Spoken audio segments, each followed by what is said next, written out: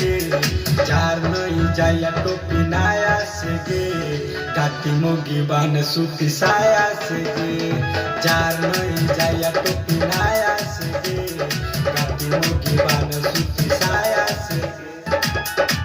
गे मोगी चहर गेलौ शीतल हरी केला छोड़ के जइबौ के बहरी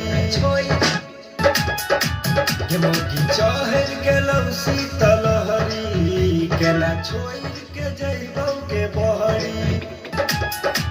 गे मोगी चहर गेलौ शीतल हरी ये वीडियो बना के मोल में डाले यहाँ के जइबौ के बहरी छोड़ के जइबौ के सब कोई जनावर चाहिए मामा को जब हम बताइए वो छनकार वाला ना तो गेलौ शीतल हरी मंथन करवाई दे हां डीजे पर ध्यान दे के बहरी एने एने घर में दे गाना जानकार ठीक रहता एने घर में दे अपन चरावर दे काम चले नहीं लाजई आया से गे जार नहीं जाया तो नाया से गे काटी मोगी बान सूती साया से गे जार नहीं जाया तो नाया से गे